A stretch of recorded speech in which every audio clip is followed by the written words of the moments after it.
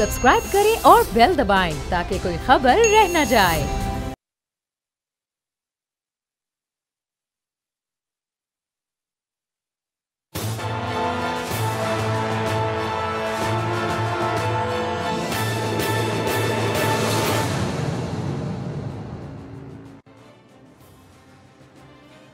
Good evening. कुरे अर्ज पर एक ऐसा खित्ता है जिसे यूनान कहते हैं। यूनान ने बड़े बड़े फिलोसफर्स पैदा किए हैं, बड़े बड़े माहिरीन तबीयत पैदा किए हैं, और यूनान ही वो खित्ता है जहां पर जमहूर, जमहूरियत, आमरियत और सरमायादाराना निज़ाम के हवाले से एक अरसे तक बड़ी बहस होती रही है। यूनान ही ने एक बहुत बड़े फिलोसफर को पैदा किया जिसका नाम प्लेटो है। प्लेटो को हमारी ज़बान में या उर्दू ज़बान में अफलातून कहते हैं। अफलातून ने अपनी तमाम जिंदगी के अंदर कमोबेश 36 किताबें लिखी। अफलातून की खुशनसीबी यह थी कि उसका उस्ताद सुकरात था और उसका शागिर्द अरस्तु था। सुकरात जैसा अजीम उस्ताद उसे बहुत कुछ सिखाता रहा और अरस्तु जैसा जबरदस्त किस्म का शागिर्द उनसे बहुत फैज़याब भी होता रहा और उन्हें बहुत सारे रास्ते भी दिखाता रहा। खुद अफलातून जमहूर पसंद था, लेकिन ना तो उसे जमहूरियत पसंद थी और ना ही उसे आमरियत पसंद थी। वो हमेशा एक बात कहता था, वो कहता था कि चंद दानिशमंद, दानिश्वर किस्म के लोगों को सोसाइटी से उठाकर एक ऐसा निज़ाम तरतीब दिया जाए जिससे हुकूमत वक्त की बागदौड़ संभाली जा सके। वो तो ना जमहूरियत को लाइक करता था और ना ही आमरियत को लाइक करता था। इसी दौरान अफलातून ने एक ज़बरदस्त किस्म की किताब लिखी। उस किताब का नाम था रिपब्लिक। जी हाँ, वो शख्स जो ना जमहूरियत को पसंद करता था ना आमरियत को पसंद करता था, लेकिन जमहूर को पसंद जरूर करता था, उसने रिपब्लिक के नाम से एक किताब लिख डाली। इस किताब में उसका यानी प्लेटो यानी अरिस्टोक्लेन्स यानी अफलातून का एक शोहरा आफाक जुमला है, और जुमला यह है कि doomed are the nations who are governed by dictators and traders. यानी तबाह हुई वो कौमें जिन्हें डिक्टेटर्स और ट्रेडर्स ने चलाने की कोशिश की। शायद ये फिलॉसफी यूनान के लिए सादिक आती थी। पाकिस्तान जैसे मुल्कों का या थर्ड वर्ल्ड कंट्रीज का मामला कतई मुख्तलिफ है। आप पुराने अदवार को देख लीजिए, आप दौरे हाजिर को देख लीजिए, आप जब जब देखेंगे कि डिक्टेटर्स आए हैं तो आपके जीडीपी की जो रेशो है वो थोड़ा डिफरेंट रही होगी। आप जब जब देखेंगे कि ट्रेडर्स आए हैं तब भी जीडीपी की रेशो बिल्कुल ही डिफरेंट आई होगी। लेकिन जब बात आम आदमी के आने की आती है तो जीडीपी एकदम नोज डाइव करके जमीन की तरफ चला जाता है। उसकी वजह क्या है? ये वो मामला है जिसको समझने की जरूरत है। समझने की जरूरत इसलिए है कि इस तमाम सारे मामलात के अंदर जो लोग पब्लिक के अंदर से उठ के तो आ जाते हैं, लेकिन उन्हें मामलात की जो बुनियादी तरीके होते हैं उनका पता नहीं होता है, और हम वो सारे मसाइल अपने आंखों से बाकायदा तौर पर मुशाहिदा करते चले जाते हैं। अस्पताल बन जाते हैं लेकिन उन्हें मेंटेन कौन करेगा? पार्क्स बन जाते हैं, उन्हें मेंटेन कौन करेगा? स्कूल्स बन जाते हैं, उन्हें मेंटेन कौन करेगा? कॉलेजेस बन जाते हैं, उन्हें मेंटेन कौन करेगा? सबसे बड़ा मसला तो इंतजामी मसला है, सबसे बड़ा मसला तो एडमिनिस्ट्रेटिव फेलियर है। अब चाहे कोई भी आ जाए, अगर 2-2.5 साल के दौरान आपसे अस्पताल तक नहीं संभल रहे तो इससे बड़ा अलमिया क्या होगा? डॉक्टर्स आज के कोविड-19 पैंडेमिक के दौरान हमारे फ्रंट लाइन वॉरियर्स हैं। हम तमाम डॉक्टर्स को सल्यूट पेश करते हैं, लेकिन अगर इंतजामी मामलात में कहीं कोई गड़बड़ नजर आती है और किसी मामले के अंदर कोई डॉक्टर गलती करता हुआ नजर आता है या रिपोर्ट होती है तो गलती तो होती है। वो गलती मीडिया के इदारे के अंदर भी हो सकती है, वो गलती किसी और इंस्टीट्यूशन के अंदर भी हो सकती है, डॉक्टर्स में, वोकला में, कहीं पर भी हो सकती है। वो गलती, उसको निशानदही करना हमारी मजबूरी भी है और हमारा फर्ज भी है। इसी तरह की एक निशानदही हमारे एक दोस्त न्यूज एंकर हैं, एक निजी टीवी चैनल पर होते हैं, उनके साथ एक वाकया पेश आया। वो छोटा सा क्लिप है, वो वाकया का पेश आया, जरा मुलाहिजा कीजिए, उसके बाद डिस्कशन आगे बढ़ाते हैं। ये तमाम चीजें हम आपको जो दिखा रहे हैं ये कॉन्स्पिरेसीज नहीं है, ये हकायक हैं। लेकिन हकीकत यह भी है कि कोरोना एग्जिस्ट करता है और कोरोना से मरीज जो मुतासर होते हैं, खुदा न खास्ता उनकी हलाकतें हो रही हैं, वो अपनी जगह पर। लेकिन हम जो निशानदही कर रहे हैं वो एडमिनिस्ट्रेटिव फेलियर है। यानी उस कोरोना की आड़ में जो कुछ हो रहा है, यानी जिस अंदाज से ब्लैकमेल करके लाश वरसा के हवाले करते हुए 5 लाख रुपए वसूली की बातें हो रही हैं, ये कोई आम बंदा रिपोर्ट नहीं कर रहा, एक न्यूज एंकर रिपोर्ट कर रहा है। इसी तरह एक और सहाफी के साथ वाकया पेश आया वो वाकया क्या था, ये छोटा सा क्लिप है, मुलाहिजा कीजिए, फिर आगे बढ़ते हैं। आई रिपीट, डॉक्टर्स हमारे हीरोज हैं, डॉक्टर्स फ्रंटलाइन वॉरियर्स हैं, डॉक्टर्स अपनी जानें दे रहे हैं, हम उन सबको सल्यूट पेश करते हैं। लेकिन ये मामला अस्पतालों के एडमिनिस्ट्रेटिव फेलियर का है, उसकी नाकामी का है। वो एड्रेस होना बड़ा जरूरी है, चाहे वो पंजाब के अंदर हो, फेडरेशन में हो, सिंध के अंदर हो, केपीके में या बलोचिस्तान के अंदर हो, ये एड्रेस करना जरूरी है। अब एक डीएमएस साहब किस तरह से एक मरीजा को ट्रीट करते हैं, वो भी एविडेंसली हम आपको दिखा देंगे। ये एविडेंट है, देखिए जरा, मुलाहिजा कीजिए क्या कर रहे हैं। ये तज़हीक आमेज़ रवैया नाकाबिले बर्दाश्त है। ये चाहे पुलिस की जानिब से हो, चाहे वकला की जानिब से हो, चाहे मीडिया पर्सनस की जानिब से हो, चाहे पैरामेडिक्स की जानिब से हो, या चाहे डॉक्टर्स की जानिब से हो, चाहे सरकारी अस्पतालों में हो या प्राइवेट हॉस्पिटल में हो, इंतहाई तशवीशनाक है। डीजी नेशनल हेल्थ इमरजेंसी, उनसे हमने रब्ता करने की कोशिश की, उन्होंने सीधा मेरे प्रोड्यूसर को कहा कि हमने बात नहीं करनी आपसे, और बाकायदा उन्होंने बहुत मिसबिहेव किया। लेकिन ये वही डीजी नेशनल हेल्थ इमरजेंसी हैं जिनसे 3 महीने पहले मैंने चंद सवालात किए थे, तो उनके चेहरे के तासुरात क्या थे, उन्होंने किस अंदाज से रिस्पॉन्ड किया, और उन्होंने पाकिस्तान के अंदर कोविड-19 के ऊपर, नेशनल हेल्थ इमरजेंसी के ऊपर किस तरह से अपने चेहरे के तासुरात दिखाए थे। मुलाहिजा कीजिए। अगर सवाल करना जुर्म है तो जुर्म हम बार बार करते रहेंगे। सवाल उठाना एक सहाफ़ी, एक एंकर का काम है। किसी को अच्छा लगता है, बुरा लगता है, क्योंकि सवाल तो मैं करूंगा, अच्छा लगे या बुरा लगे। और डीजी नेशनल हेल्थ इमरजेंसी अगर हमें यह कहकर धमकाते रहेंगे कि हम आपके एम्प्लॉयर से बात करेंगे और हम तो अपीयर नहीं होना चाहते, और मेरे प्रोड्यूसर को डराएंगे, धमकाएंगे, तो हम किसी की धमकी या डर या धौंस में नहीं आते। सवाल मैं करूंगा, और मैंने वो दिखा दिया क्लिप आपका, और आइंदा भी मेरा स्टूडियो आपके लिए हाजिर है। जब आपका दिल करे आकर बैठें, 15 मिनट के लिए मेरे सामने बैठ जाए, मैं आपसे सवालात करता हूं, मुझे जवाब दे दें, मुझे बता दें कि आपकी ब्यूरोक्रेसी कर क्या रही है। लेकिन आप मेरे प्रोड्यूसर को, मेरी टीम को धमका नहीं सकते हैं इसके ऊपर। आज के अपने गेस्ट पैनलिस्ट का इंट्रोडक्शन करा देता हूं। वजाहत नईम खान न्यूज़ एंकर हैं, निजी टीवी चैनल से वाबस्ता हैं, हमारे साथ इस नशिस्त में मौजूद हैं। वजाहत, बहुत शुक्रिया। डॉक्टर कामरान शफीक साहब, मारूफ मुआलिज सेहत, हमारे साथ मौजूद हैं। आप यूके में एक अरसे तक प्रैक्टिशनर डॉक्टर रहे हैं, आप तशरीफ लाए, आपका बहुत बहुत शुक्रिया।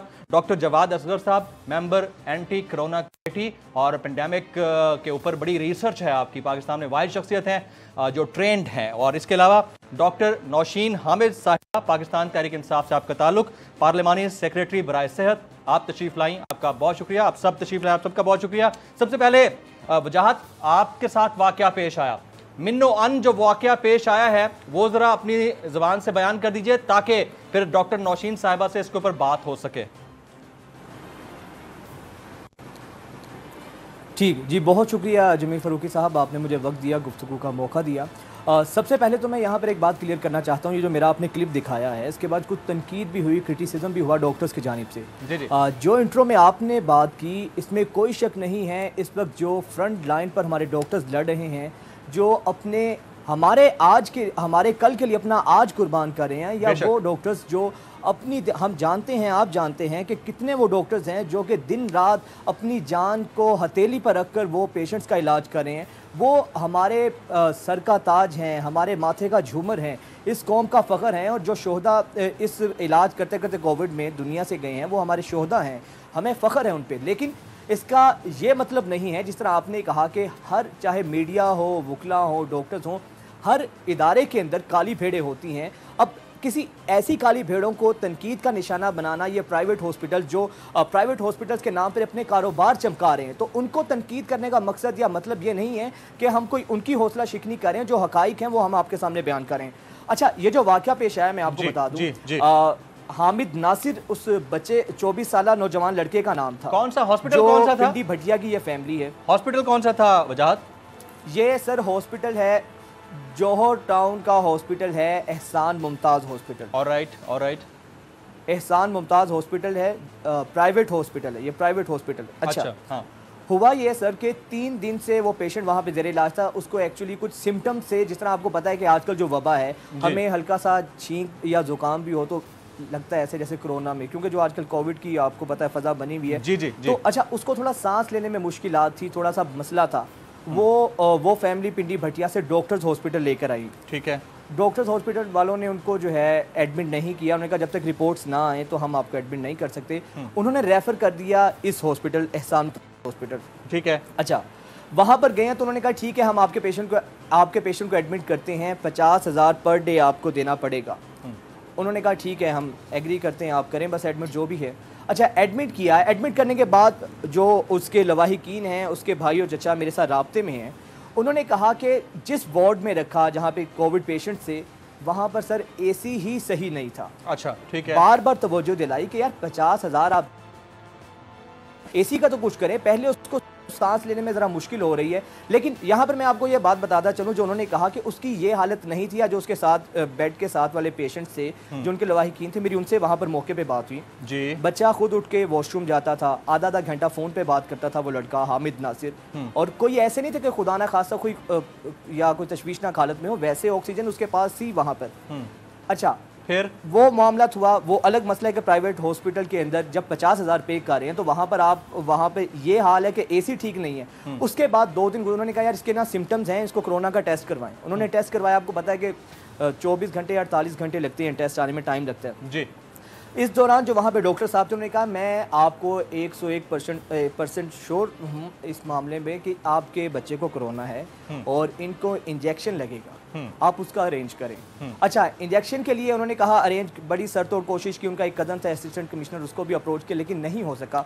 बिलाखिर डॉक्टर्स वहाँ उस हॉस्पिटल की इंतजामिया ने कहा हमारे पास है इंजेक्शन, अरेंज कर लेते हैं, लेकिन वो जो है ना गालिबन 2.5 या 3 लाख उसकी कीमत अकॉर्डिंग टू लवाहिकीन जो उन्होंने कहा कि वो बताइए उसकी कितने का होगा। ठीक है, आप बस अगर आपको बेहतर लगता है जो भी आप करें हम पे कर दें। फिर इंजेक्शन आ गया, आगे क्या हुआ? उन्होंने कहा कि जैसे वो हाँ इंजेक्शन आ गया, इंजेक्शन के बाद ये हुआ कि जैसे ही इंजेक्शन लगाया है तो आधे घंटे के बाद उन्होंने कहा जी आपका पेशेंट जो है ना वो एक्सपायर हो गया। ठीक, वहाँ पे बहुत शोर मच गया। उन्होंने कहा ये कैसे हो सकता है कि ये, उन्होंने ये कहा। अच्छा मेरा यहाँ पे ये ख्याल है कि सर कोई इतना जालिम नहीं है डॉक्टर कोई जहर का इंजेक्शन मारे जैसे अमृत बनी हुई है, कोई भी डॉक्टर इतना जालिम नहीं है इंजेक्शन। लेकिन खैर वो इंजेक्शन के खास यास्मीन राशिद साहिबा भी कह चुकी हैं हर किसी को पेशेंट को नहीं लगता, इस तरह नहीं लगाना चाहिए। अच्छा हंगामा हुआ वहाँ पे, उन्होंने कहा कि हमारा पेशेंट बिल्कुल ठीक ठाक था, आपने हमें जहर का इंजेक्शन लगाया, हमारे बच्चे जो कि वीडियोस आजकल सोशल मीडिया पर है, कॉन्स्पिरेसी है उसको छोड़ दें। लाश का क्या हुआ? उसके बाद लाश का क्या हुआ? वजाहत लास्ट में ये हुआ कि पैसों की डिमांड की गई ना कि 5 लाख रुपया दें। अकॉर्डिंग टू उनके लवाही की उन्होंने कहा 5 लाख रुपया दें, उसके बाद पेशेंट ले जाएं, आप अरेंज करें, चाहे कुछ भी आपको बेचना पड़े, इसके बगैर हम पैसे नहीं देंगे। अच्छा आप ये वहां के अमले, आप वहां पर मौजूद थे, जो वहां की जो इंतजामिया थी, आप वहां पर मौजूद थे जब आपने ये वीडियो बनाई? अच्छा हाँ जब वीडियो, अच्छा ये जो कन्वर्सेशन हुई है ये मुझे उसके भाई ने बताई है, मैं बाहर खड़ा था। अच्छा। ये मामला हुआ जब शोर था काफी। हाँ। मुझे उन्होंने बताया जो उसके साथ उसके वो लोग मेरे साथ राब्ते में हैं, वो उसको जो है ना उसको ऑन करेंगे। उन्होंने ये कहा। अच्छा वहां पे जो इंतजामिया का रवैया देखा उसका मैं नहीं शाहिद हूँ, मैं वहां पर मौजूद था और तमाम तो सूरत हाल देखी। इतना एक तो उनका जवान लड़का गया है, उसके बाद आप पैसों की डिमांड कर रहे हैं, जो भी बेचें कुछ भी करें। राइट खैर वजाहत आपका पॉइंट आ गया, वजाहत पॉइंट आ गया, आपका पॉइंट आ गया। मैं जरा नौशीन हामिद साहिबा की तरफ लेके जाता हूँ इस पॉइंट को। जाहिर है हम बड़े रिस्पॉन्सिबली बिहेव हमें करना भी चाहिए। डॉक्टर्स हमारे फ्रंट लाइन वॉरियर्स हैं, वो कर रहे हैं। कहीं कोई अगर कमियां कोताहियां हैं तो उसको एड्रेस करना गवर्नमेंट की जिम्मेदारी भी है और हमें उन तक पहुंचाना है। और मकसद इस शो का यही है कि ताकि रिस्पॉन्सिबल तक पहुंच सके। डॉक्टर साहबा आपने सुन ली होगी ये बात नौशीन साहिबा, और आपके सामने आ गई होगी। अब इसको कंस्पायर किया जाता है कि जी एक तो इंजेक्शन लगता है और वो लग भी चुका, तो लोग इसको मिथ बना लेते हैं। दूसरा के लाश देने के या मैयत देने के 5 लाख रुपए वसूल किए जा रहे हैं, वो भी ये वाकया हो गया। तो इसको आप किस अंदाज से देखती हैं और किस तरह से एड्रेस करेंगे इसको आप? देखिए जी, बिस्मिल्लाहिर्रहमानिर्रहीम। सबसे पहले तो मैं ये कहूँगी कि ये बहुत अफसोसनाक वाकयात हैं और इस तरह के और वाकयात भी अक्सर सुनने में आते हैं। अब बात यह है कि प्राइवेट हॉस्पिटल्स जो हैं वो तो इस वक्त एक माफिया की सूरत है कि उनके ऊपर वो जिस तरीके से वो पेशेंट्स को डील करते हैं और एक वो बिजनेस मॉडल के ऊपर अपने हॉस्पिटल्स को रन करते हैं। तो इसके लिए मेरी रिक्वेस्ट सिर्फ इतनी है कि गवर्नमेंट ने इसके लिए प्रॉपर चैनल्स बनाए हुए हैं, कंप्लेंट मैकेनिज्म्स मौजूद हैं। पंजाब का ये चूंकि वाकया बता रहे हैं जौहर टाउन का, तो पंजाब हेल्थ केयर कमीशन जो है वो एक बहुत इफेक्टिव कमीशन है और वो एक प्लेटफॉर्म प्लेटफॉर्म ऐसा है कि जहां पर आप किसी भी डॉक्टर की या किसी भी चीज़ की आपको कोई कंप्लेंट अगर आती है इलाज के सिलसिले में या कोई हॉस्पिटल के मिसबिहेवियर के या डॉक्टर्स की कोई मेल प्रैक्टिस की किसी किस्म की भी अगर कोई कंप्लेंट है तो वो एक बड़ा इफेक्टिव और एक प्रॉपर फोरम है। मगर अनफॉर्चुनेटली शायद लोगों को इसके बारे में पता नहीं है, इसको यूटिलाइज उस तरीके से डॉक्टर साहबा उस फोरम का नाम बता देंगी प्लीज, ताकि लोग अगर सुन रहे हैं तो पता होना चाहिए उसे। जी, वो पंजाब हेल्थ केयर कमीशन है जी, गार्डन टाउन में इसका ऑफिस है, अहमद ब्लॉक में। और ये पूरा प्रॉपर एक कमीशन है और ये एक लॉ के तहत बना हुआ है और ये बड़ा इफेक्टिवली काम कर रहा है। मगर इसका एक कंप्लेंट का मैकेनिज्म है कि वहां जाएं और अगर आप कंप्लेंट करें तो एक्शन होता है। और उसके अलावा भी आर यू श्योर कि एक्शन होता है मैडम? एक्शन होता है? जी बिल्कुल जी बिल्कुल होता है। आप बेशक वहाँ पर आप जरूर अपना एक प्रोग्राम भी वहाँ करें, वहाँ विजिट भी जरूर करें। हाँ। और ये फोरम है मगर लोगों को इसके बारे में पता नहीं है और लोग इस प्लेटफॉर्म को यूज नहीं करते हैं। और उसके अलावा मैं आपको ये बता दूं कि जो प्राइम मिनिस्टर पोर्टल इस वक्त है वो भी तमाम पब्लिक के लिए ओपन है और उसमें इस वक्त तक कोई 27-28 लाख एप्लीकेशंस मुख्तलिफ डिपार्टमेंट्स में, जिसमें से बहुत सारी एप्लीकेशंस गवर्नमेंट हॉस्पिटल्स और हॉस्पिटल से रिलेटेड हैं। और मैं चूँकि इस्लामाबाद के हॉस्पिटल्स को देखती हूँ तो मुझे ये पता है कि जैसे पिम्स है ये वो, तो उनके पास डेली बेसिस के ऊपर उस प्राइम मिनिस्टर पोर्टल के ऊपर बहुत सारी शिकायत। डॉक्टर साहबा कता कलामी की माजरत, अगर आप मुझे इजाज़त दें तो मैं एक सवाल कर लूँ, और सवाल बड़ा जेन्युइन है। मतलब आप लोगों ने एक हेल्पलाइन अनाउंस की, उस हेल्पलाइन के ऊपर मैंने खुद दिन में कोई 25 दफ़ा कॉल्स की हैं, कभी हेल्पलाइन कोई पिक नहीं करता, अगर पिक करता है तो कोई रिस्पांस नहीं आता। आप 27 लाख एप्लीकेशन की बात करती हैं, 27 करोड़ एप्लीकेशन आ जाएंगी, आपको बांग्लादेश वाले भी भेज देंगे। बात यह है कि उसको एड्रेस अगर सही तरीके से नहीं किया जाता तो फिर तो अफसोस की बात है। मेरा कहने का मतलब यह है कि आज कोरोना पेंडेमिक के दौरान भी इस तरह के वाकयात रिपोर्ट हो रहे हैं तो वो मिसकोट होकर लोगों को और ज्यादा डरा रहे हैं कि हमसे तो लाश के 5 लाख रुपए लिए जाते हैं, हमें तो इंजेक्शन लगाया जाता है। इस तरह की बातें और ज्यादा कंफ्यूज कर रही हैं पब्लिक को। तो इसको एड्रेस करना, प्रैक्टिकली एडमिनिस्ट्रेट करना आप लोगों की जिम्मेदारी है मैडम। जी, पहले तो मैं आपको वो पीएम पोर्टल का बता दूं कि उसमें तक 80% से ज़्यादा जो कंप्लेंट्स हैं वो एड्रेस हो चुकी हुई हैं। और अगर उसके ऊपर आप कंप्लेनेंट के सेटिस्फेक्शन लेवल देखें तो वो भी आपको 80 to 90% मिलता है। तो वो एक इफेक्टिव प्लेटफॉर्म है और इसीलिए मैं बता रही हूँ कि लोग उसको भी यूज़ करें, उसके थ्रू रिलीफ मिलता है। और जहाँ तक ये वाले वाकयात आप कह रहे हैं, ये सिर्फ कोरोना के दिनों में नहीं है, इस किस्म के वाकयात जो हैं इससे पहले भी होते थे। और आजकल चूँकि कोरोना का करके एक पूरी हेल्थ इमरजेंसी और एक मेडिकल इमरजेंसी, पूरा मुल्क जो है वो एक, जिसको आप नेशनल डिजास्टर कह लें, नेशनल कैलेमिटी कह लें, तो वो बिल्कुल हम इसमें से गुजर रहे हैं। और चीज़ें जो हैं चूँकि हेल्थ केयर सिस्टम पे इतना ज़्यादा बर्डन पड़ गया है कि जो हमारी शायद कैपेसिटी नहीं थी, जितने पेशेंट्स की तादाद है और जितना वो है, तो वो एक जो हेल्थ केयर सिस्टम पे बर्डन पड़ा है, इसकी वजह से I really agree with you. लेकिन बात ये है मैम कि अगर हम मामलात के थ्रेशोल्ड को गेज करने की सलाहियत या कैपेसिटी नहीं रखते हैं तो ये हमारा फॉल्ट है ना। अगर हमें दिसंबर में पता था कि ये हो सकता है और अप्रैल तक मैं आपके डीजी नेशनल हेल्थ इमरजेंसी से बात कर रहा हूँ, उनको पता नहीं था कि ट्रेनिंग क्या, पीपीईज क्या है, ये सिचुएशन थी। तो फिर अब हम कैपेसिटी को मोरद इल्जाम नहीं ठहरा सकते। अच्छा जमील, कहीं हम अपने आप को 1 मिनट का जरा टाइम दें, 1 मिनट। जी मैम, अगर मैं वजाहत को क्विकली प्लीज, मुझे ब्रेक पे जाना है। हाँ जी। अच्छा, ये तो प्राइवेट हॉस्पिटल की बात की ना मैम, प्राइवेट हॉस्पिटल को छोड़ें, आप अपने गवर्नमेंट हॉस्पिटल तो पहले ठीक करें। जिना हॉस्पिटल का वाकया, हमारी निजी न्यूज़ एंकर हैं चैनल की, अभी आपके चैनल में थी लास्ट टाइम वो, अभी 3 दिन पहले का वाकया, उनके नाना अबू की डेथ हुई है जिना हॉस्पिटल में। आप बिलीव करें, वो गवाह हैं। यास्मीन राशिद साहिबा का फ़ोन किया वेंटिलेटर के लिए, गवर्नर चौधरी सरवर साहब का फ़ोन किया वेंटिलेटर के लिए, उनकी बात को उन्होंने किया। सर आप दोनों से, तीनों से इनसे कंफर्म कर सकते हैं। और डेड बॉडी पेशेंट्स के दरमियान में पड़ी रही, कोई उठाने वाला नहीं था। खिदमत के रजाकार आए वहां से, उनको बुलाया, 4थे फ्लोर से उन्होंने डेड बॉडी को नीचे उतारा। और आज यास्मीन राशिद साहिबा ने कहा कि हमारे पास 269 वेंटिलेटर्स हैं, जिनमें से 187 ऑक्यूपाइड हैं, बाकी फ्री हैं। अगर बाकी फ्री हैं तो यास्मीन राशिद साहिबा का फ़ोन एमएस को गया, गवर्नर साहब का गया, और वो पेशेंट की डेथ जो है वो सिर्फ इस वजह से हुई कि वेंटिलेटर नहीं मिला था। ऑक्सीजन उनकी 60 पर थी, डॉक्टर कहते रहे वहाँ पे वेंटिलेटर दें, लेकिन वेंटिलेटर नहीं था। सर पहले अपने हॉस्पिटल्स को आप देख लें। ये तो बिल्कुल इसके ऊपर बात बनती है। और डॉक्टर नौशीन साहबा भी मौजूद हैं, 2 बड़े ही हमारे बेहतरीन किस्म के गेस्ट हैं, वो ऑन वेट हैं। उन दोनों के साथ मैंने ख्वातीन उज़ाज यहाँ वक्त है ब्रेक के बाद जब वापस आएंगे तो एक पॉइंट बड़ा इंपॉर्टेंट है। ये रियासत है और रियासत की अमलदारी अपने इदारों के ऊपर होती है। जब भी इस तरह का कोई पेंडेमिक आता है तो उसमें जो प्राइवेट हॉस्पिटल्स या प्राइवेट होटल्स या प्राइवेट कोई इस तरह की बिल्डिंग्स होती हैं जहां आप यूटिलाइज कर सकते हैं पब्लिक सर्विस के लिए, उनको ऑक्युपाई कर लिया जाता है। उसके ऊपर रियासत का असर होता है, रियासत का हाथ होता है, रियासत इस्तेमाल करती है। तो ये फिर 5-5, 10-10 लाख रुपए एक्स्ट्रा मांगकर इवन आपका जो प्लाज्मा है वो तक बिक रहा है। तो इसके ऊपर तो फिर नजर होनी चाहिए, और नजर ना होना तो फिर एडमिनिस्ट्रेटिव फेलियर है ना, कि आप एडमिनिस्ट्रेट नहीं कर रहे इस सारे मामले को। बात होगी ब्रेक के बाद, साथ रहिए हमारे।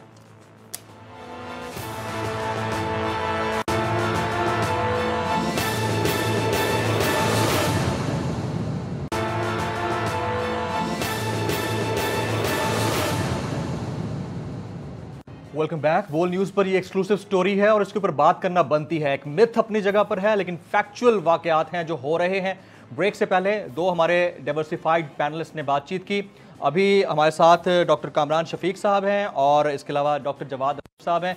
डॉक्टर कामरान शफीक का मैं इंट्रोडक्शन फिर से करा देता हूं। माशाल्लाह से यूके में एक अरसे तक प्रैक्टिस करते रहे हैं, आजकल PKLI के साथ होते हैं, और इसके अलावा बड़ी ही एक्सपर्टीज़ है उनकी हेल्थ केयर के ऊपर। डॉक्टर कामरान शफीक, जब इस तरह का पेंडेमिक होता है तो उसमें तो ये प्राइवेट हॉस्पिटल्स होते हैं, प्राइवेट इदारे होते हैं या इवन होटल्स होते हैं, वो तो रियासत की अमलदारी में काम कर रहे होते हैं। यहाँ पर तो ये डबल ट्रिपल बल्कि 50 गुना ज्यादा चार्ज करके एक 5 स्टार किस्म का एनवायरनमेंट क्रिएट कर दिया इन्होंने। इसकी जिम्मेदारी किसके ऊपर है डॉक्टर? जी अस्सलाम वालेकुम जमील साहब, बहुत शुक्रिया आपने मुझे अपने प्रोग्राम में लिया। Thank you. मैं काइंडली आपको थोड़ा सा करेक्ट करूंगा कि मैंने PKLI में कॉन्ट्रैक्ट फिनिश किया, तो मैं आजकल नेशनल हॉस्पिटल, एक प्राइवेट हॉस्पिटल डिफेंस में वहाँ पे होता हूँ, कंसल्टेंट फिजिशियन गैस्ट्रोएंटरोलॉजिस्ट। ठीक है। और काइंडली मैं आपके जी पहली बात तो ये है कि जो हमारे कॉलीग हैं, जर्नलिस्ट हैं, उन्होंने बताया, तो आई पर्सनली थिंक कि इस वाक़े में बहुत सी इंफॉर्मेशन मिसिंग है। It's a one sided story. I personally think, मैं जो पार्लियामेंट्री सेक्रेटरी उनसे एग्री करता हूँ जी कि यहाँ पे हेल्थ केयर कमीशन है, उसको ये केस रेफर होना चाहिए। और even I will ask CM और हेल्थ मिनिस्टर जो है हमारी मोहतरमा यास्मीन राशिद, वो इसकी इंक्वायरी करवाएं, इन्वेस्टिगेशन करवाएं और उसके बाद फैक्ट्स को बाहर लाया जाए। देखिए, सबसे पहली बात ये है कि मुझे बहुत दुख से कहना पड़ता है कि सोशल मीडिया में जब ये देखता हूँ कि जी जहर का टीका लगा दिया जाता है, खुदा के वास्ते ये बीमारी एक रियल है। 80 लाख नहीं, कामरान भाई, वो तो हम हमेशा से कहते आ रहे हैं कि हकीकत है ये, इसको तो हम कॉन्स्पायर कर ही नहीं रहे। बट अगर कुछ वाकयात कुछ लोगों के साथ हुए हैं, नहीं, वो कोर्ट किसी अंदाज से हो रहे हैं, और अगर इदारे के अंदर किसी ने मिसबिहेव किया है या मैयत वापस करने के 5 लाख रुपए मांग रहा है, चले पैसे मांगने वाली बात तो है ना, जिसके ऊपर ये लोग कहते हैं कि हाँ हो रहा है ऐसा, तो वो कितनी बड़ी ज्यादती है? जी बिल्कुल नहीं। मैं आप देखें, मैं किसी भी डॉक्टर या किसी हॉस्पिटल ओनर के इंडिविजुअल एक्शन को कोई बंदा डॉक्टर डिफेंड नहीं करेगा, ना करना चाहिए। It's a regrettable situation, we should condemn it by all means. और याद रखें, मैं आपको बता दूं कि प्राइवेट सेक्टर में आपको पता नहीं, हमें इस चीज़ का एहसास नहीं है कि health sector is very expensive जी। आप बिलियंस भी डाल देंगे, नजर नहीं आएंगे। आप एक ब्रिज बना दोगे, वो नजर आएगा। आप सड़क बना दोगे, वो नजर आएगी। मैं इंग्लैंड में रहा, अब more than 20 years I spend in UK। वहाँ पे एवरेज 3000 पाउंड पर पर्सन खर्च किया जाता है। पाकिस्तान में $45, I will say 30 pound, 30 pound हम खर्च करते हैं। और वो भी आपको पता है कि मेरे ख्याल में करप्शन की वजह से शायद 3 पाउंड, 27 पाउंड जो है वो करप्शन में चले जाते होंगे। 3 पाउंड हम खर्च कर रहे हैं, और मुहज़्ज़ब मुल्क और USA $10,000 पर पर्सन खर्च करता है। क्रॉनिकली हमने शॉर्टेज है फंडिंग की हेल्थ सेक्टर में। मेरा ख्याल है, मैं जमील भाई आपके प्रोग्राम के साथ से चाहता हूँ गवर्नमेंट की कि मे बी इस पैंडेमिक से हमारी गवर्नमेंट को ये भी पता चल जाए कि हेल्थ कितना इंपॉर्टेंट है जी। हेल्थ में इन्वेस्टमेंट होनी चाहिए। मैं इस बात से भी एग्री करता हूँ कि गवर्नमेंट को चाहिए था कि इन प्राइवेट हॉस्पिटल सबसे बात करके कहते कि जी ये हम government of Punjab will fund the, it's a pandemic, it's a contagious disease, हम इसकी फंडिंग करेंगे, हम आपके बेड लेते हैं। अभी भी मैं आप सिंपली से एक बात और करना चाहूँगा प्लीज़, कि आपको मुझे ये बता दें, I am not aware of that, आप ये बता दें प्लानिंग वाइज कि क्या हमारे पास जनरल बेड्स कितने हैं कोविड-19 के लिए, हमारे पास ICU बेड्स कितने हैं। इस वक्त आप यकीन करें, मुझे फ़ोन आते हैं USA से मेरे दोस्तों के, उनके वालिद के लिए, कि यार आपके पास हॉस्पिटल में बेड है, और मैं उसे कहता हूँ यार नहीं हमारे पास कोई बेड नहीं है, 3 पेशेंट इस पर बैठे हुए हैं, वेटिंग में हैं। तो और मैंने बात की अपने दोस्तों से डिफरेंट प्राइवेट हॉस्पिटल में, मैंने गवर्नमेंट सेक्टर में बात की है, everybody is choking, there is absolutely no capacity. और मुझे सिर्फ ये है कि अगर आज ये देखें जो 1.5 लाख लोग हैं, मेरे ख्याल में I would say it is at least 1.5 to 3 million, 10 to 20 fold increase होनी चाहिए आप रखने के प्लानिंग। टेस्टिंग कैपेसिटी नहीं है ना, पता नहीं चल रहा हमें। 40% लोग जी और अगर हम ये समझते हैं कि 40% लोग इन्फेक्ट हो जाते हैं तो वो 8 करोड़ बनते हैं, उसमें से 5% जो है क्रिटिकल केयर में जाते हैं तो वो 40 लाख रुपए, 40 lakh. Absolutely right, absolutely right. अच्छा 2% लोगों की भी डेथ हो जाती है तो वो 8 लाख लोग जो हैं वो 8 से 10 लोगों की डेथ हो सकती है हमारे पाकिस्तानी भाइयों। अल्लाह करे कि ऐसा ना हो। डॉक्टर कामरान साथ रहिएगा। अल्लाह ना करे। आपको याद है जनवरी में मैंने प्रोग्राम आपसे किया था और मैंने ये कहा था कि अल्लाह न करे पाकिस्तान में ऐसा हो, हमारे पास कोई हेल्थ फैसिलिटी नहीं है। अब आप देख लें, हमारे पास ऑक्सीजन सिलेंडर, पल्स ऑक्सीमीटर नहीं मिल रहे, मेडिकेशन नहीं मिल रही, हमारे पास face mask, hand sanitiser, everything is going out of control. Right, doctor साथ रहिएगा। मैं डॉक्टर जवाद असगर साहब को शामिल करता हूं। डॉक्टर कामरान साथ रहिएगा। डॉक्टर जवाद असगर साहब काफी देर से तवक्कुफ किए हुए थे, बड़े ही सीनियर, इंतहाई मोहतरम और पाकिस्तान के पहले शख्स हैं जो कि पेंडेमिक के हवाले से बहुत अच्छे तरह से ट्रेंड हैं। डॉक्टर जवाद साहब बहुत शुक्रिया। सबसे पहले तो ये बताइएगा, क्या ऐसा पॉसिबल है कि कोई डॉक्टर इस तरह से इंजेक्शन लगा के किसी को खुदा ना ख्वास्ता मार दे? और डॉक्टर तो हमारे लिए फ्रंट लाइन वॉरियर्स हैं, हीरोज़ हैं हमारे, और अगर इस तरह का कोई वाकया होता है और मैयत वापस करने के 5 लाख रुपए कोई क्लेम कर रहा है, ये एक जगह से नहीं कई जगह से रिपोर्ट हुआ है, अगर ऐसा हो रहा है तो ये क्या है फिर डॉक्टर साहब? बहुत शुक्रिया फारूकी साहब मुझे अपने प्रोग्राम में इनवाइट करने का, और स्पेशली ये अब आपका नया प्रोग्राम है, नया चैनल है, so all the best wishes to you sir. Very kind. मैं जब आज आपसे बात कर रहा हूं तो इस वक्त मैं अल्लामा इकबाल मेडिकल कॉलेज का ग्रेजुएट हूं, और मेरे अपनी क्लास, दूसरी क्लासों की बात नहीं कर रहा, ना सीनियर जूनियर की बात कर रहा हूं, अपनी क्लास के, और मेरे 2 दोस्त इस वक्त ICU में हैं लाहौर के 2 मुख्तलिफ हॉस्पिटल्स के अंदर। मेरे तीसरा दोस्त जो उसी क्लास का ही है, उसकी बेगम को काफ़ी सीवियर, और उसने ट्रांसमिट किया आके घर में लोगों को, मेरे दोस्त नहीं, तो उसकी बेगम को काफ़ी सीवियर बीमारी से अब वो खैर निकल रही हैं। तो एक तो ये है कि ये सीरियस बीमारी है, इसको सीरियस लेना चाहिए, और डॉक्टर्स भी इसमें उसी तरह आम लोगों की तरह मुतासिर हो रहे हैं। और आजकल के दिन में जो डॉक्टर जाके मरीजों को देख रहा है वो अपनी जान हथेली पे लेके जा रहा है। तो एक तो बड़ा क्लियर है। दूसरा जो जहर का इंजेक्शन लगाना, ये कोविड-19 से पहले भी लोगों को, किसी की भी फैमिली का कोई हलाकत होती है डॉक्टर के हाथों में, और डॉक्टर के लिए अब ये ऑप्शन होती है, कई दफ़ा बड़ी इमरजेंसी सिचुएशन होती है और आखिरी वक्त पे हमने जान बचाने के लिए बहुत कोशिश करनी होती हैं, और उसके अंदर हम इंजेक्शन भी लगाते हैं।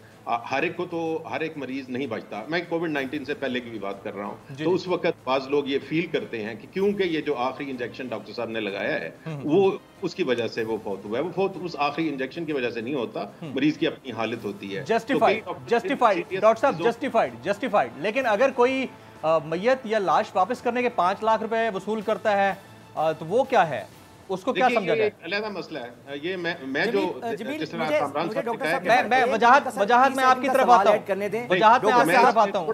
आपकी तरफ आता हूँ। पहले डॉक्टर साहब को कंप्लीट कर लेने दें, मैं आपकी तरफ आता हूँ। जी okay.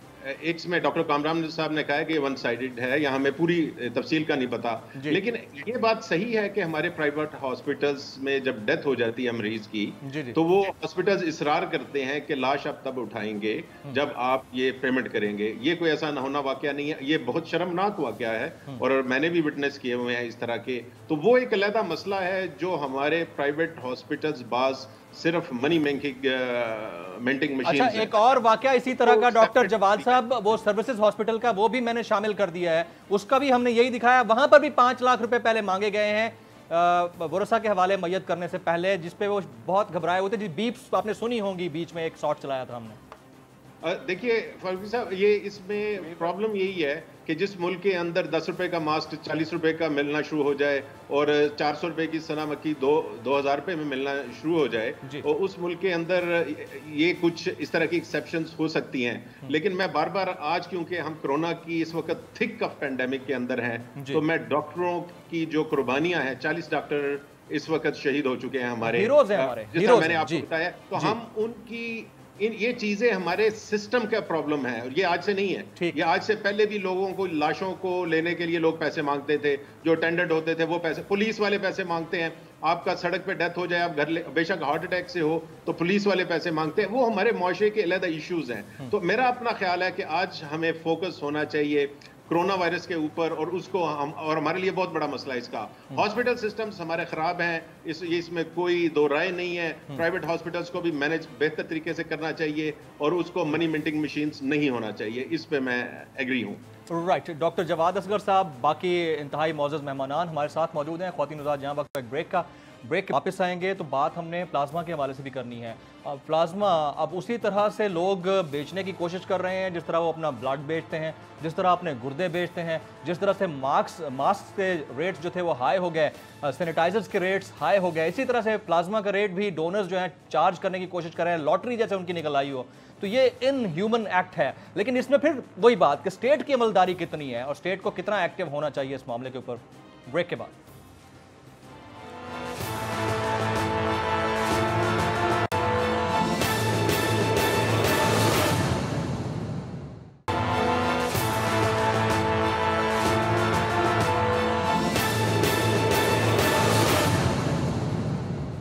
Welcome back. Doctor Nausheen Hamid साहिबा काफ़ी देर से तवक्कुफ़ किए हुए हैं, उन्हें शामिल करते हैं। डॉक्टर साहिबा, जिस तरह से डॉक्टर कामरान शफीक ने बात की या डॉक्टर जवाद असगर ने बात की कि रियासती अमलदारी होनी चाहिए, और प्लाज्मा का जो मामला है, जिस तरह प्लाज्मा लोग बेच रहे हैं, जिस तरह मास्क का मामला हुआ या बाकी मामलात हैं, उसके ऊपर तो रियासत की रेट होनी चाहिए। और नेशनली दीगर ममालिक को देख लें आप, जितने भी प्राइवेट हॉस्पिटल्स हैं वो टेक ओवर कर लेती है गवर्नमेंट इस तरह की पेंडेमिक सिचुएशन के अंदर।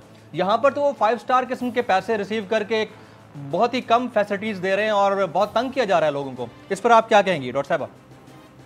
जी देखिए, इस वक्त ज़ाहिर है जैसे कि हम लोग सब एक्सपेक्ट कर रहे हैं कि आने वाले दिनों में ये पेशेंट्स की तादाद बढ़ेगी और हमें मज़ीद बेड्स की ज़रूरत होगी। गो के जैसा कि असद उमर साहब ने कल अनाउंस किया है कि जून के एंड तक 1000 और जुलाई तक 2000 नए जो हैं वो हाई डिपेंडेंसी बेड्स, जो हम ऑक्सीजन बेड्स कहते हैं, वो ऐड किए जाएंगे सिस्टम में।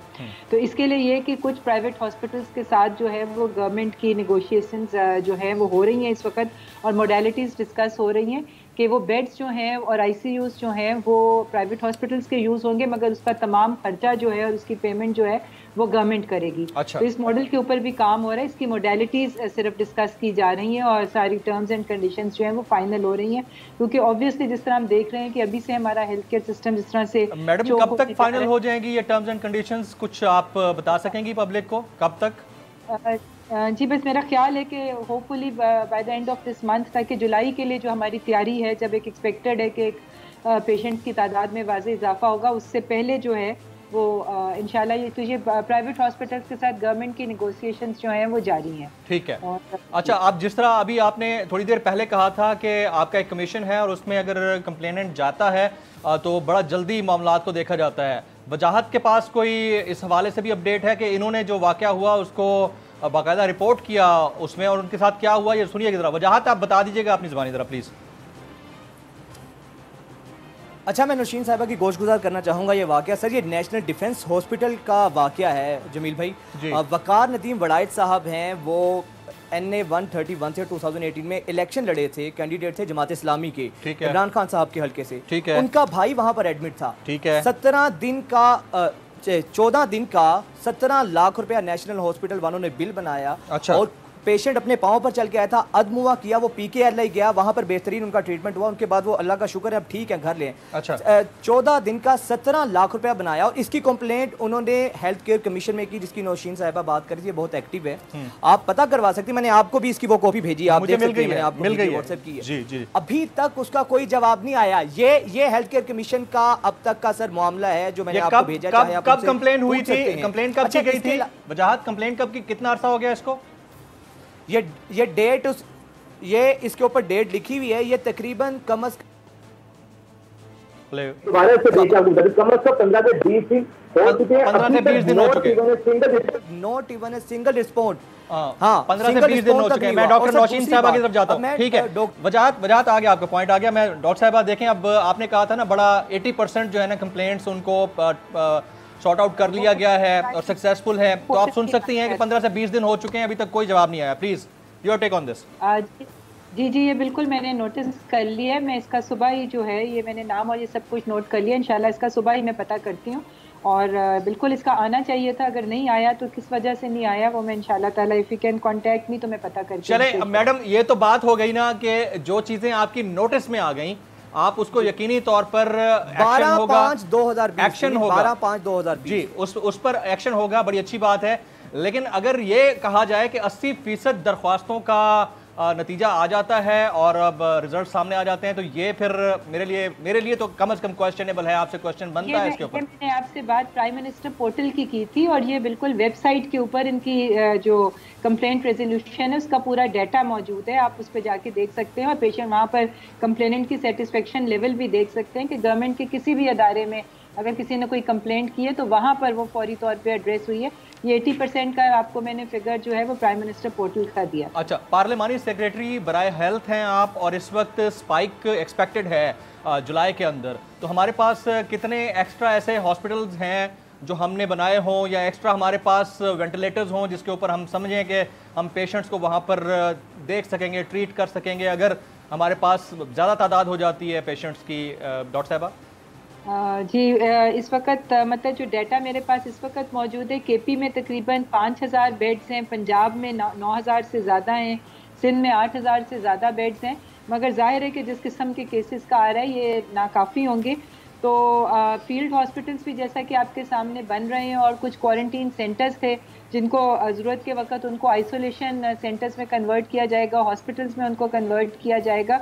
और अब वो जो है कि सिर्फ जो माइल्ड टू मॉडरेट पेशेंट्स हैं उनको होम आइसोलेशन का ही एडवाइस किया जा रहा है और सिर्फ जो सीरियस पेशेंट्स हैं उनको हॉस्पिटल में ट्रीट किया जाएगा। तो गवर्नमेंट जो है वो अपनी कैपेसिटी एवरी डे जो है वो बढ़ा रही है, ना सिर्फ बेड्स के मामले में। जिस दिन ये पेंडेमिक आई थी मार्च के अंदर जब था तो हमारे पास 4 लैब्स थी जहाँ पे इसके टेस्ट हो रहे थे, आज 107 लैब्स हैं। बड़ी अच्छी बात है। इसी तरह वेंटिलेटर्स जो हैं, जिस दिन ये पेंडेमिक शुरू हुई थी पूरे पाकिस्तान के पब्लिक सेक्टर हॉस्पिटल्स में 2200 वेंटिलेटर थे, आज उनकी तादाद भी अच्छा, डॉक्टर साहब बड़ी ज़बरदस्त बात है कि गवर्नमेंट अपनी कैपेसिटी बढ़ा रही है, लेकिन साथ साथ एडमिनिस्ट्रेटिव कैपेसिटी को भी रेज करना, उसके स्टैंडर्ड उसके लेवल को भी रेज करना चाहिए ताकि पता चले कि चेक एंड बैलेंस है और अगर कोई गलत कर रहा है तो गलत को ठीक किया जा सके। मैं डॉक्टर कामरान की तरफ जाता हूं। डॉक्टर कामरान ने सरकारी अस्पतालों की हालत जार देखी हुई है और मुझसे अक्सर शेयर करते रहते हैं। डॉक्टर कामरान, क्या रीजन है कि जो गवर्नमेंट हॉस्पिटल्स हैं, देखिए खान साहब ने इतना बड़ा प्रोजेक्ट किया, शौकत खानम, और स्टेट ऑफ द आर्ट, पूरी दुनिया में उसकी मिसालें दी जाती हैं और बड़ी ज़बरदस्त बात है, हमें ऐसे हॉस्पिटल की ज़रूरत है। लेकिन जो उनके आने के बाद 2 साल में सरकारी अस्पतालों की हालत जार में कुछ ज़्यादा फर्क मैंने तो महसूस नहीं किया, आपने किया है तो ज़रा शेयर कीजिएगा in a quick comment please. जी थैंक यू जी। अनफॉर्चुनेटली जी पाकिस्तान में पॉलिटिकल इंटरफेरेंस है जिसकी वजह से इदारे तबाह हुए हैं और इंस्टीट्यूशन बनाने के लिए मेरा ही ख्याल कोई पॉलिटिकल इंटरफेरेंस होनी चाहिए। यू हैव इंडिपेंडेंट बोर्ड हो, आप काबिल बंदे चुने, पाकिस्तान में हैं, दुनिया से, पूरी दुनिया से लोग पाकिस्तान में आना चाहते हैं। अनफॉर्चुनेटली जब आते हैं धक्के खा के यहाँ से वापस चले जाते हैं। यहाँ पे हर इंस्टीट्यूशन में माफियाज बैठे हैं।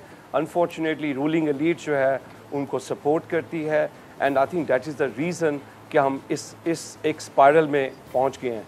अनफॉर्चुनेटली मेरा इतना दिल दुखता है, आपसे काफ़ी दफ़ा जिक्र भी किया कि देखें आप अगर एक काबिल बंदे को, कॉम्पिटेंट बंदे को लगाएंगे और उसके ऊपर पॉलिटिकल, यूके की एग्जांपल देता हूँ, वहाँ पे हेल्थ सेक्रेटरी अगर फ़ोन कर दे, secretary of the state for health, अगर वो फ़ोन कर दे कि यार इस कंसल्टेंट को इस अस्पताल में लगा दिया जाए, that will be the end of his career. उसको रिज़ाइन करना पड़ेगा, पार्लियामेंट से रिज़ाइन करना पड़ेगा, उसका पॉलिटिकल कैरियर ख़त्म हो जाएगा हमेशा के लिए। अनफॉर्चुनेटली हमने इदारे तबाह किए हैं।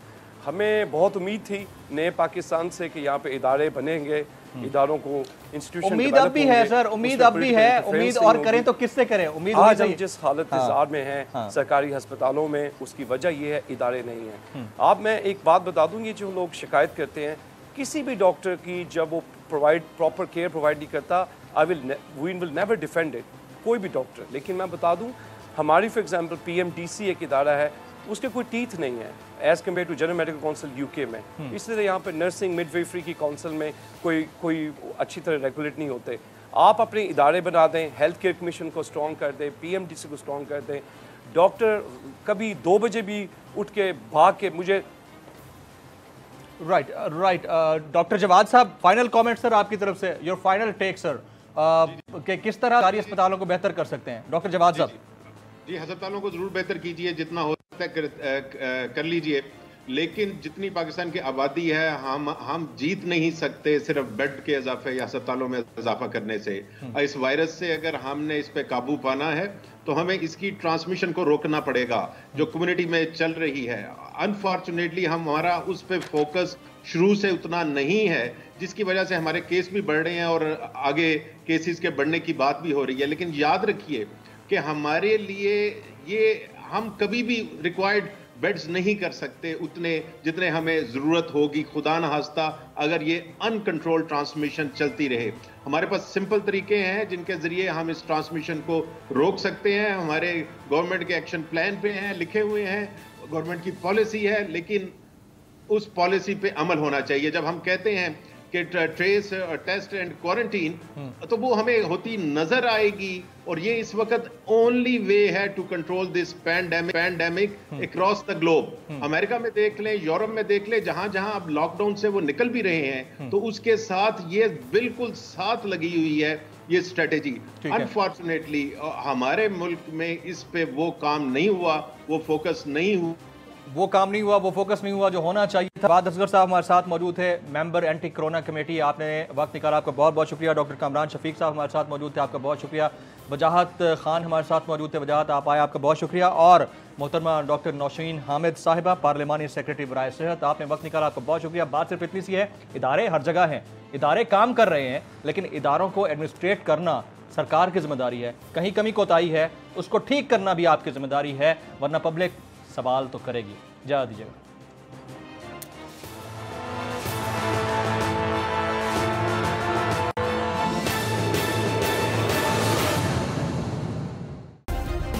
सब्सक्राइब करें और बेल दबाएं ताकि कोई खबर रह न जाए।